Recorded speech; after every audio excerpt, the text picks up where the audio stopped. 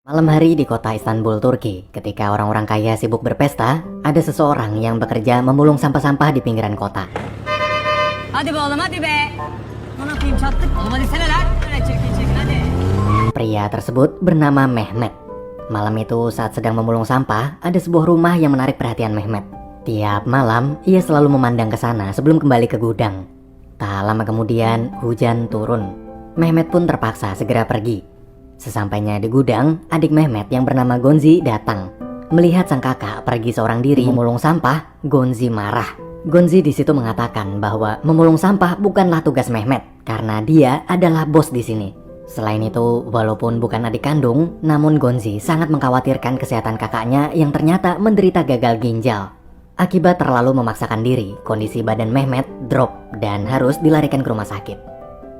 Ketika sampai di rumah sakit dalam kondisi parah, para petugas bukannya langsung menolong, namun justru hanya menyuruh mereka berdua mengambil nomor antrian terlebih dahulu untuk menunggu giliran. Berbeda dengan pelayanan yang Mehmet dapatkan barusan, tiba-tiba datang seorang ibu berpenampilan terlihat cukup kaya membawa anak. Para petugas di sana segera menolong. Di momen itu, Mehmet terus-menerus memandanginya. Ia merasa seperti tak asing dengan sosok ibu tersebut. Kemudian tibalah giliran Mehmet. Setelah diperiksa, Pak Dokter cuma mengatakan kalau sampai saat ini masih belum ada persediaan donor ginjal untuknya. Ternyata Mehmet ini sudah sering datang ke sana dan jawaban yang dia terima selalu sama, yaitu Mehmet disuruh sabar menunggu sampai donor ginjal tersedia. Pak Dokter lalu mencuci darahnya. Selesai cuci darah, paman mereka bernama Tahsin datang menjemput.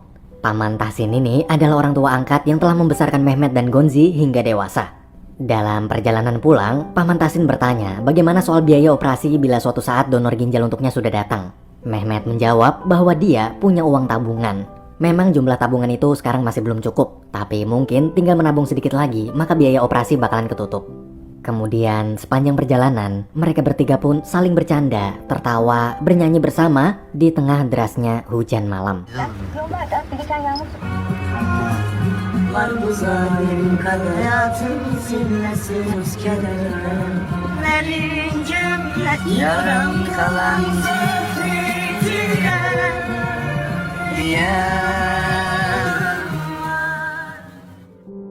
Rumah Mehmet terletak di suatu gang bernama Gang Derita. Lingkungan tempat dia dibesarkan penuh dengan prostitusi, pecandu narkoba, serta bocah-bocah jalanan yang suka menghirup lem. Sebelum tidur, Mehmet selalu melihat foto kenangan masa kecil bersama sang ibu untuk mengobati rasa kangennya. Pagi hari, kondisi Mehmet membaik. Setelah mandi dan sarapan, ia lalu pergi menuju gudang sampah. Sepanjang perjalanan, dia terlihat ceria sambil menyapa setiap orang yang ditemui. Memberi uang ke bocah-bocah yang pengen beli lem buat mabok, menyapa teman bencongnya dan lain-lain. Pokoknya penampilannya benar-benar beda dari kemarin. Pas sampai gudang, anak-anak pemulung lain udah pada nunggu. Ternyata Mehmet ini adalah bos pengepul. Di gudang itu, Mehmet memberikan pekerjaan untuk anak-anak jalanan yang tak memiliki orang tua serta tempat tinggal.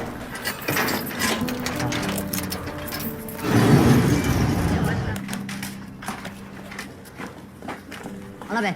Oo Pire ne yapıyorsun lan? Lacivertlere dikkat et ha. Börek. Ben alırım abi. Al lan. Allah abi sağ olasın. Al Recan. Kolay gelsin. Ketika Mehmet dan Gonzi sedang mengobrol, mendadak Mehmet teringat tentang mimpi-mimpi mereka berdua yang dulu pernah ditulis saat hari ulang tahun Gonzi. Di catatan tersebut ada beberapa daftar cita-cita mereka seperti naik pesawat, menginap di hotel mewah, dan lain-lain. Namun ada satu mimpi yang sampai sekarang masih belum terwujud, yaitu mencari ibu kandung mereka. Mehmet di situ berjanji bahwa suatu hari nanti ia pasti akan menemukan sang ibu. Berbeda dengan Mehmet, Gonzi lebih memilih menikmati hidupnya hari demi hari tanpa memikirkan masa lalu. Kemudian pekerjaan mereka sebagai pemulung sampah pun dimulai.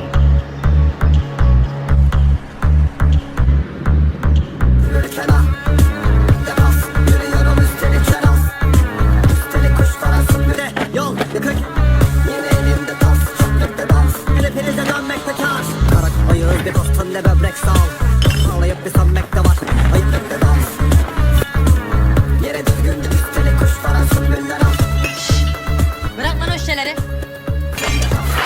Oğlum sik. Senin bir çöplüğün dur. Ne var? Gel lan. Bak.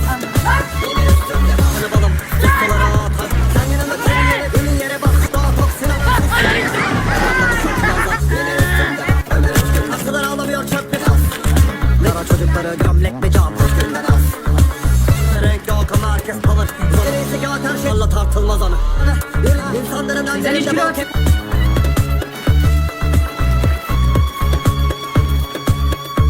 Gelir altında kaldık. Yer kanarlı atık. Üstümüzde payet.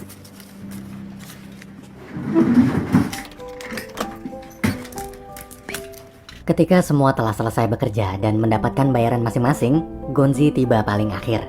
Tapi waktu Mehmet menyuruh menimbang berapa berat kardus yang berhasil dia dapatkan, Gonzi malah izin pergi karena di dekat sana sedang ada sebuah acara. Gonzi rencananya mau ngemis di depan pintu gerbang acara itu biar hari ini dia bisa dapat duit lebih banyak. Tinggallah Mehmet seorang diri. Setelah menghitung uang penghasilan hari ini dan ingin menyimpan di tabungannya di bawah lantai sofa, tiba-tiba dia seperti mendengar ada suara aneh.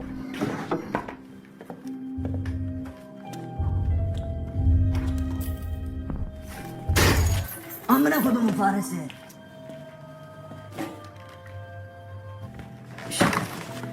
Çık lan oradan.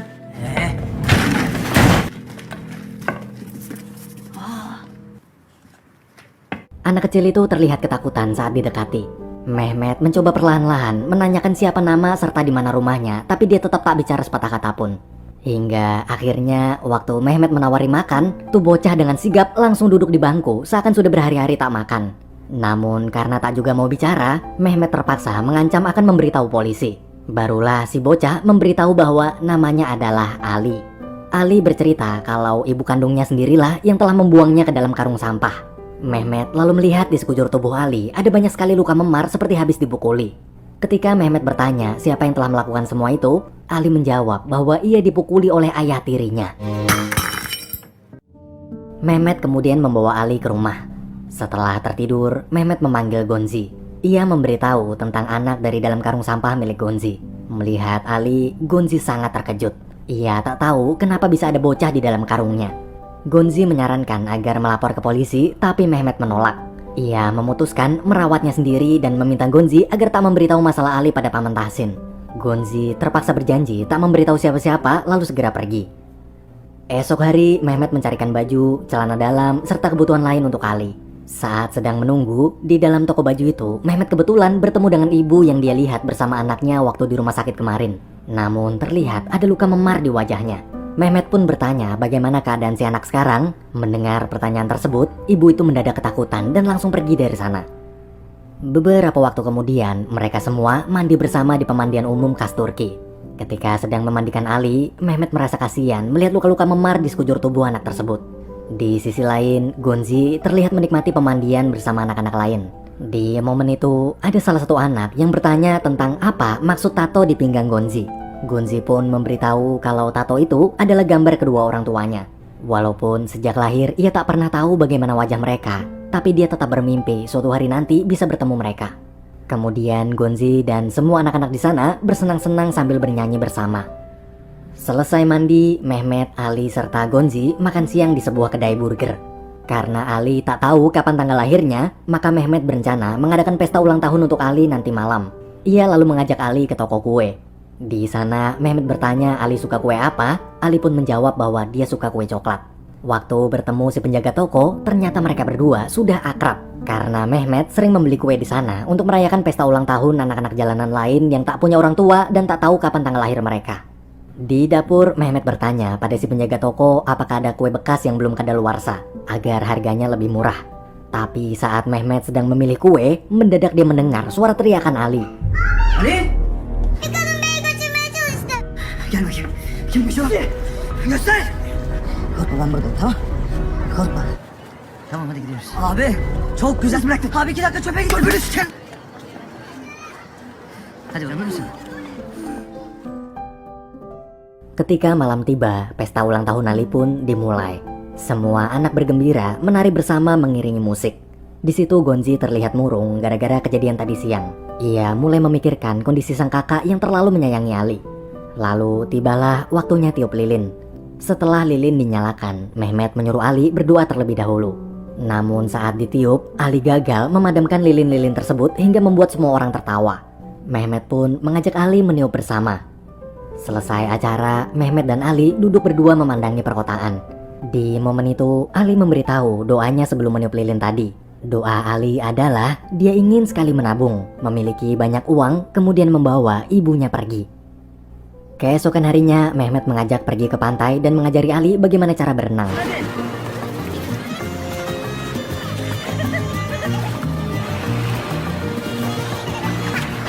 Yapma.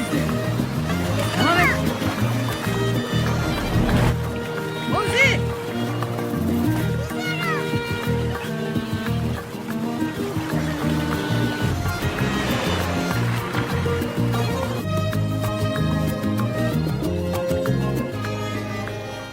Malam hari setelah menidurkan Ali, Mehmet ke gudang untuk membuatkan Ali gerobak agar dia bisa ikut memulung dan mengumpulkan uang sendiri. Tapi mendadak Paman Tahsin datang. Mereka berdua lalu duduk berbincang sambil minum teh bersama. Paman Tahsin datang ke sana ingin membahas soal Ali. Mehmet di situ kecewa, pasti Gonzi yang telah mengadu pada Paman Tahsin. Mehmet pun hanya menjawab bahwa dia sementara akan merawat Ali sampai siap bertemu dengan ibunya. Mehmet yakin pasti ibu kandung Ali akan merasa senang bila bisa bertemu dengan Ali lagi. Bagi Mehmet, semua orang tua pasti mencintai anaknya. Mendengar jawaban itu, Paman Tahsin langsung meledak. Ia berusaha menyadarkan Mehmet kalau memang semua orang tua pasti mencintai anak mereka, lalu kemana orang tua Mehmet? Kemana orang tua Gonzi, serta kemana orang tua anak-anak jalanan lainnya? Paman Tahsin mencoba menyadarkan Mehmet agar dia bisa lebih menerima kenyataan. Kenyataan bahwa tak semua orang tua itu baik. Mendengar nasihat tersebut, Mehmet hanya bisa merenung terdiam. Keesokan paginya, di depan rumah, Mehmet memanggil-manggil Ali keluar. Tapi nggak tahu kenapa para anak jalanan di situ mentertawakannya. Kemudian ketika Ali keluar, ternyata di sana terlihat sudah ada 2 gerobak sampah.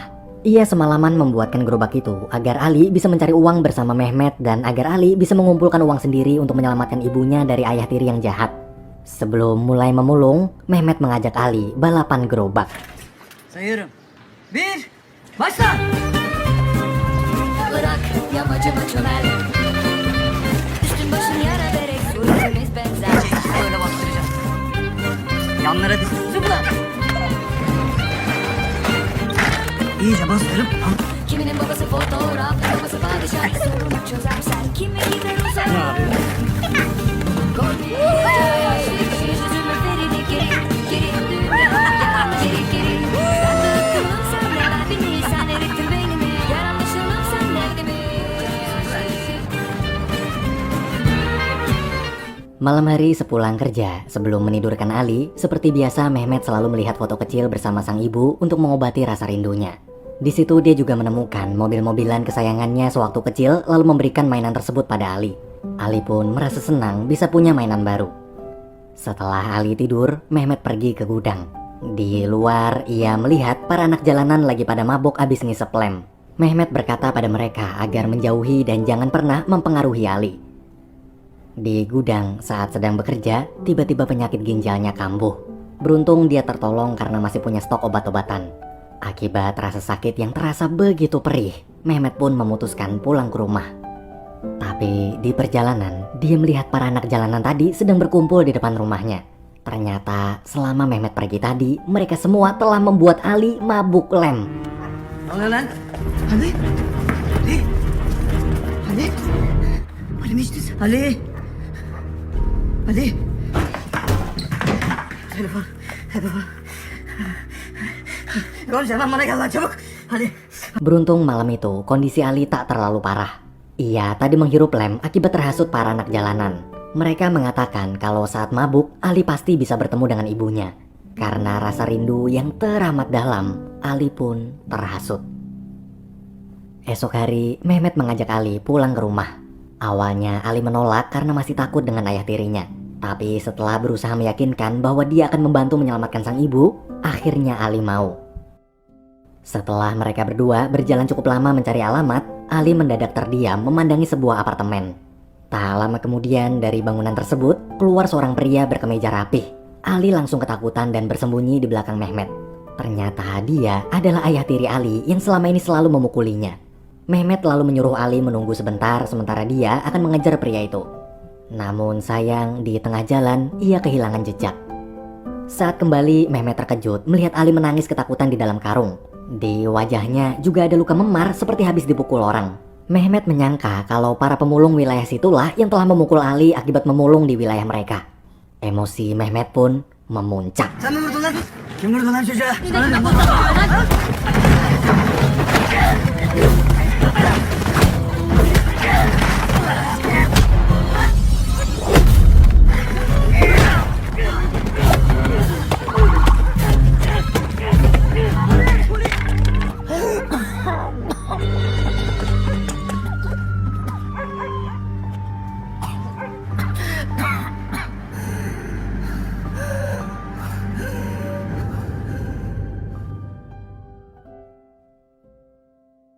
Akibat kejadian itu, Mehmet dilarikan ke rumah sakit. Di sana Mbak Suster mengatakan kalau Mehmet hampir aja mati jika polisi telat menyelamatkannya. Waktu terbaring yang ada di pikiran Mehmet hanyalah Ali, dan Ali. Ia terus menanyakan Ali pada suster, namun suster tersebut menjelaskan bahwa tak ada anak bernama Ali. Mehmet pasti pusing karena setengah darah di tubuhnya sekarang sedang berada di mesin cuci darah. Bahkan ketika Mehmet bertanya pada Gonzi bagaimana keadaan Ali, Gonzi hanya menjawab kalau Ali tak ada dimanapun. Mendengar itu, Mehmet panik.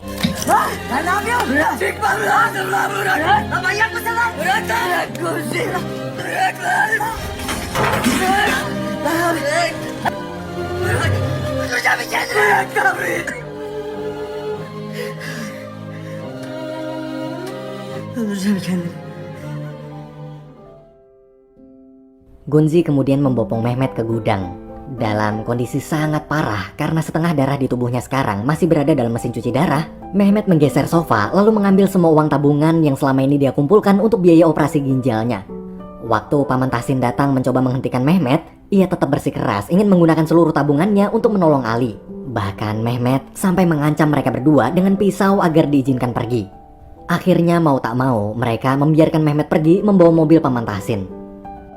Ketika sampai, sambil menahan rasa sakit, ia berjalan perlahan menuju pintu apartemen tempat Ali tinggal. Di pintu itu ada seorang nenek. Nenek tersebut terlihat tak terlalu kaget, seakan dia seperti sudah terbiasa melihat Mehmet datang ke rumah mereka. Berbeda dengan si kakek, karena merasa terganggu, kakek itu langsung mengusirnya dan mengatakan kalau Ali udah nggak tinggal di sini lagi. Mehmet lalu memaksa masuk sambil menodongkan pisau. Ia mencari Ali di setiap kamar tapi tak menemukannya dimanapun.